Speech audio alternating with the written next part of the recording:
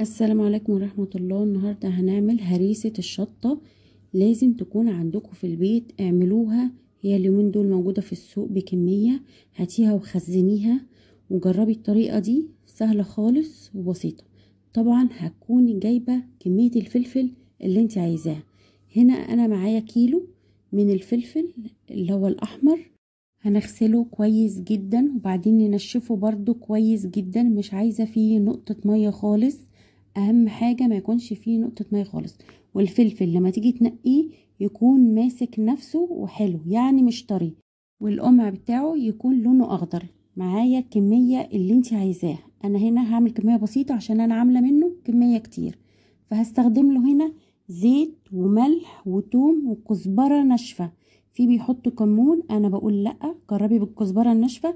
بالكزبرة الناشفة هيديكي نتيجة احسن. وبعدين تحبي تحطيه في محشي، في كبدة، في دقة بتنجان، دقة سمك، بامية، صلصة المكرونة، كل دوت عادي معاه اللي هي الكزبرة الناشفة. لكن الكمون لا، ما تحطيش كمون عشان ما يديش مرارة. جربي بالكزبرة بس، وملح وتوم وزيت فقط لا غير. دلوقتي الفلفل انا بجيبه بقصه بالمقص او تقطعيه بالسكينة عادي خالص، زي ما انت عايزة قطعيه. طبعا هتجيبي الكبة او تجيبي الخلاط او تجيبي الكاتش اللي عندك استخدميه. بقول اللي عندك استخدميه. في بيحطوا ليمون، انا مش بحط ليمون، انا بوريك يعني. لو عايزة تحطي ليمون تحطيه لما تيجي تاكلي، يعني تحطي معلقتين كده في طبق وتعصري عليهم ليمونة وتاكلي احلى هريسة شطة. انا مش بحط ليمون ولا خل ولا كمون ولا الكلام ده خالص. جربي زي ما قلت لك بالثوم والملح والكزبره الناشفه وشويه الزيت فوق البطرمان، حلو قوي. هيقعد معاكي في التلاجة حوالي سنه، او تشيليه في الديب فريزر في اكياس في بطرمانات اللي انت عايزاه، بيقعد حوالي سنه.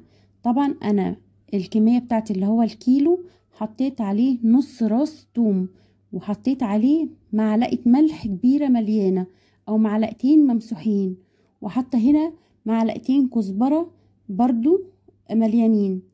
بس مش بحط حاجة، وهضربه نص ضربة، يعني مش بضربه جامد قوي ويتهري يبقى مية لدرجة ان ينزل منه مية. انا عايزاه يتضرب ضرب خشن، يعني ضربة 2، التالتة وخلاص وتقفي على كده. تخزني بقى في البطرمانات او في اكياس عادية وبططيها وشيلها في الفريزر. وقت ما تطلعيها طلعيها. بسيب انا بطرمان في التلاجة عشان ممكن اطلع معلقة 2 واحط عليهم ليمونة وتاكلي احلى هريسة شطة. جربي الطريقة دي سهلة خالص. في بيحطوها على النار وتقعد تغلي لغاية لما المية تنشف على النار.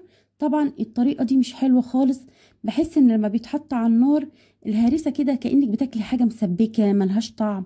لكن لما بتاكلي الحاجة كده، يعني حتى بيقولك سبكي الحاجة ني في ني كده، طعمها بيكون ظاهر وباين، طعمها بيبقى حلو جدا. جربي الطريقة دي غير لما تغليها على النار. انا طول عمري بعمل الطريقة دي لما ابتدينا نخزن الفلفل الاحمر. لكن الغلي ده جربي كده حبة وجربي حبة وانتي بنفسك هتقولي ان دي اطعم واحلى.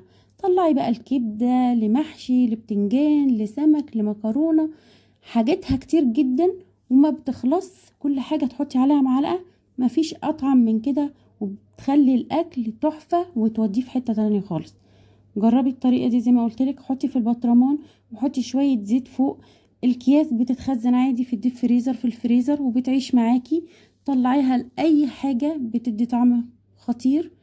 انتوا شايفين انا ضرباها، الضرب بتاعها تخين شوية، يعني الفلفل ظاهر مش مية خالص ومفيش مية خالص عليه.